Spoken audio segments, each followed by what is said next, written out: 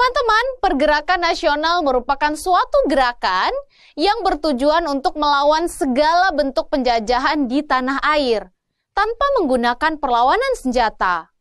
Dan pergerakan ini pun dilakukan dalam berbagai bidang, seperti politik, ekonomi, sosial, dan juga budaya. Gerakan ini dilakukan melalui berbagai organisasi yang diharapkan dapat bermanfaat bagi masyarakat. Nah, beberapa organisasi yang lahir pada masa pergerakan nasional, diantaranya adalah Budi Utomo, Sarekat Islam, Perhimpunan Indonesia, dan berbagai organisasi lainnya. Lalu apa saja ya yang mendasari dan mendorong lahirnya masa pergerakan nasional? Faktor pertama munculnya pergerakan nasional adalah penderitaan rakyat Indonesia. Teman-teman, seperti yang sudah kita ketahui, bahwa bangsa Indonesia mengalami masa penjajahan yang panjang dan menyakitkan sejak masa Portugis. Dan di bawah pemerintah kolonial Hindia Belanda, rakyat Indonesia banyak mengalami perlakuan yang tidak adil. Seperti pelaksanaan sistem tanam paksa, politik divide et impera, monopoli perdagangan, kerja rodi, dan perlakuan diskriminatif merupakan bukti sejarah yang tidak dapat dilupakan dari hati nurani rakyat Indonesia. Penderitaan panjang yang dialami oleh rakyat Indonesia lah yang kelak memunculkan kesadaran nasional untuk menggalang persatuan.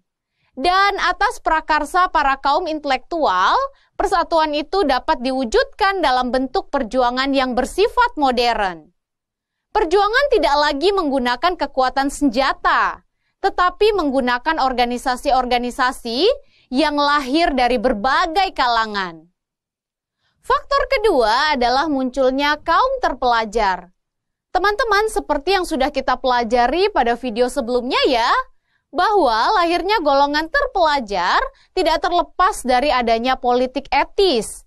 Dan munculnya politik etis tidak terlepas dari upaya yang diperjuangkan oleh golongan liberal. Seperti yang sudah kita ketahui bahwa golongan liberal di negeri Belanda yang mendapat dukungan besar dari kalangan masyarakat Belanda mendesak agar pemerintah Belanda meningkatkan kehidupan rakyat di tanah jajahan. Hal ini menurut mereka karena Belanda telah berhutang budi kepada Hindia Belanda. Salah satu tokoh penganut politik liberal yang menyuarakan hal tersebut diantaranya adalah Van de Venter, yang merupakan seorang tokoh liberal ahli hukum asal Belanda. Desakan kaum liberal di Belanda tersebut kemudian mendapat dukungan dari pemerintah Belanda.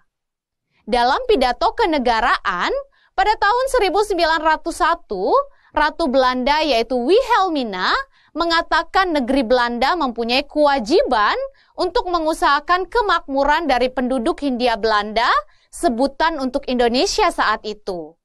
Alasannya karena negeri Belanda telah diuntungkan secara ekonomi dan politik dari hasil pendudukannya di Hindia Belanda. Dan pidato tersebut kemudian menandai awal kebijakan kemakmuran Indonesia yang dikenal sebagai politik etis atau politik balas budi. Dari kebijakan politik etis inilah yang kelak melahirkan golongan terpelajar yang membawa pemikiran baru bagi perjuangan bangsa Indonesia. Faktor ketiga adalah kenangan kejayaan di masa lalu. Teman-teman, sejarah mencatat bahwa bangsa Indonesia sebagai bangsa telah mengalami zaman nasional pada masa keemasan Kerajaan Majapahit dan Kerajaan Sriwijaya. Kedua kerajaan tersebut, terutama Kerajaan Majapahit sejak dulu telah dikenal sebagai negara nasional. Wilayah kedua kerajaan tersebut bahkan melampaui wilayah Indonesia saat ini, yaitu dari Selat Malaka sampai ke Tanah Genting Kera di Thailand. Wow, luar biasa ya! Dan hal inilah yang menaikkan harga diri dan kepercayaan rakyat Indonesia bahwa kita dapat membangun bangsa yang besar dengan kekuatan sendiri seperti pada masa kerajaan besar.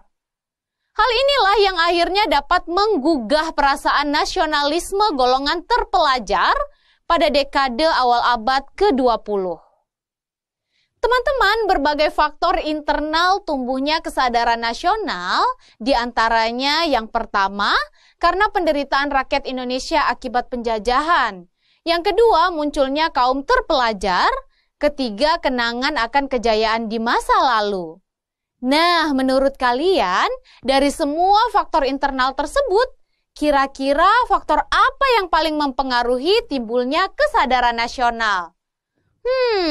Selain faktor internal, ternyata pergerakan nasional juga lahir karena faktor eksternal. Apa saja ya faktor eksternal lahirnya pergerakan nasional?